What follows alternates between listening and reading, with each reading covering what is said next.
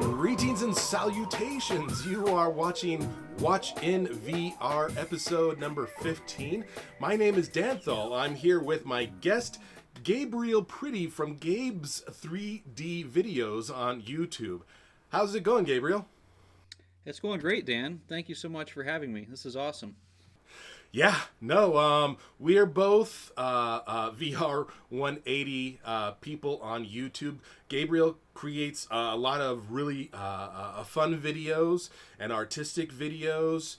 His top videos are the ones he went to the Joker steps in New York and went up and down the Joker steps, and you got the kids that are there in their costumes, and you got the other people that are like selling shirts and doing things. That's like a super fun and relevant video. He has multiple music videos, him playing his guitar, doing stuff like that. I've been a huge fan of his videos since this whole VR180 thing happened.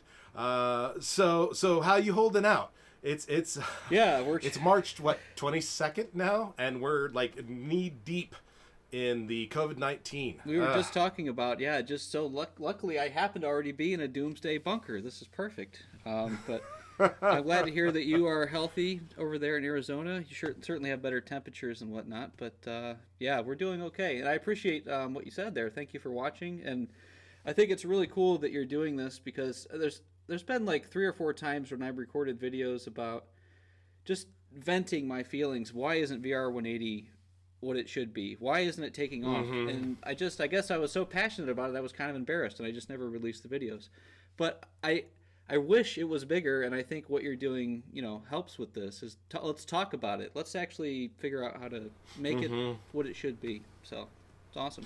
Yeah, it's when VR180 first was coming out, I remember watching the Google page, and they were talking, hey, it's coming out. There's this new technology. You can record your family, and there's birthdays, and there's people, and they're talking about it. It's like, oh my, this is exactly what I want. Because I've watched VR videos on YouTube.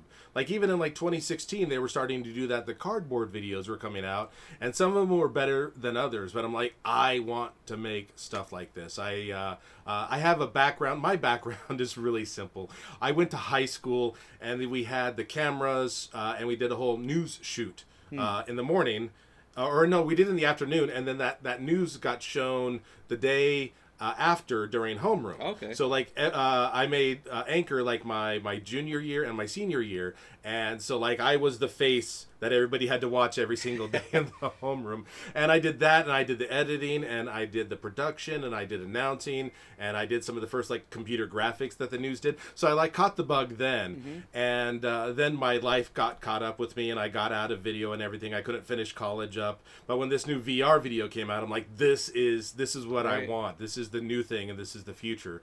So I got onto that, and we're both using the Lenovo Mirage cameras. Underrated right now, camera, which is great camera. Underrated, absolutely. And I, for me, I can absolutely agree with you on that, because you've done some high quality stuff. People will in the comments are like, what are you doing? What camera is this? And you're like, oh, I'm doing this camera, and I'm just sharpening and doing things like that. I'm like, oh, that's possible. So like that was an inspiration for me to get into that and learn how to use the software to make it better. And they're suitable. You can get what you need to get on them. They're not the K1 Pro, but I don't have $3,000 laying around to do that kind of stuff. So now $6,000, right? I mean, for the K2 Pro, it's like, I saw somebody on the Facebook thing. They're like, I would like a $1,000 camera, and it's a KC Live, he's a cool guy, but he's like, well, I could recommend this, and it's a $6,000 camera. That's I mean, we all of us wish, we so wish, but like I've wanted to be a filmmaker or a director for a long time, probably since I was 15 or 16 or something, and my friends and I would mess around, during high school trying to make little short films. Most of them absolutely, terrible.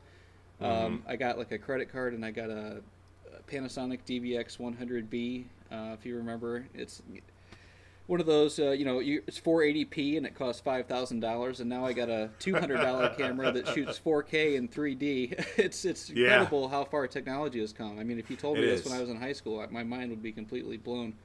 But Yeah, I've always wished, like, I wish there was a movie that I could be in where I could actually look up, at the mountain, not have my shot directed. I don't like to be controlled like that. I don't need the close up. Not saying there's anything wrong with that. There's a lot of great Oh cinema that's no. happened, but why not evolve? Why not, let's go to a different place? Yeah, and that's what's exciting about this format. But real quick about the Lenovo Mirage. People always ask, how can you make it look good? And I found, like, just doing tests, it can look really bad over 200 ISO. If you limit it to 200 or 100 ISO using the app, Mm-hmm. it will still retain its sharpness. And people say, well, then it's too dark. Well, so the answer is you just got to get lights. And you mean when people made films in old Hollywood, that film stock was probably 100 or 200 ISO. So there are limitations. If you want something to look good, you can't just point and shoot and go out in the middle of the night and have everything perfect. They're doing what they can with new DSLRs, but yeah, if you're limited, just understand what your camera can do, and you can overcome it. Just grab a light. Sorry, I was just rambling. There's so much I want to say. Oh no, about VR. absolutely. No, I mean I was at one point or another. I was going to say, pro tips. What are you looking? What are your other pro tips? The low ISO is a great one on there.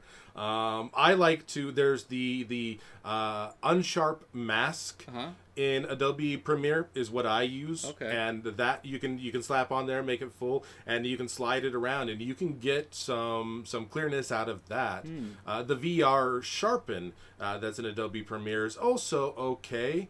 But it can get some color bleeding. But if you're doing something artistically anyways, then it doesn't matter as much. But yeah, there's definitely ways to even take these limited cameras like this and take that raw footage and make something suitable out of it. That's interesting. I'll have to try the unsharp mask version because I've used VR sharpen, and I don't think it looks perfect. From what I hear, it makes it more acceptable. It doesn't look as soft when people are watching it on like Oculus viewers. So I'm like, okay, if they like it, then that's fine. I usually do that. Like I shoot. Obviously, it's 4K. I actually shoot and edit in fisheye. I don't use the VR180 Google tool. I just drag and drop it in fisheye. Usually to preview it, you ever use the old cross-eye method where you just like look at it and you can make it 3D? I don't know. I hope it's not too bad for your eyes because I do it all the time. Yeah, and then it's just a refocus. I'm sure right. It's fine. Yeah, there's a guy. So I just export it 5.7K, even though it's in 4K. Just adjust the settings, and then there's a guy named was it Vargal Soft who made a different version of the the meshing software instead of using the VR180 tool, because that won't apply.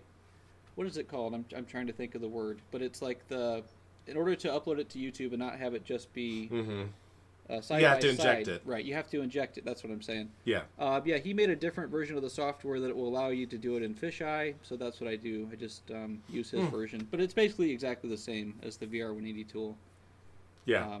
I use the VR180 tool in a couple of different ways. I usually convert it just left to right, and then I export it in DNxR, and then I take that and I put it in, or am I saying it right? I probably got one of those words or letters wrong. And then I put it into Adobe, and I do my sharpening, I do my color adjusting, and I do stuff like that, and then I export that out, and then I edit that after the fact. Okay. And that way I like to have the whole thing previewed to look at. So I usually put it on my computer and go to bed and wake up, and it might be done processing when I'm doing that. But I've been experimenting with a lot of different ways to squeeze as much out of these cameras as you can, and to kind of see the things that work.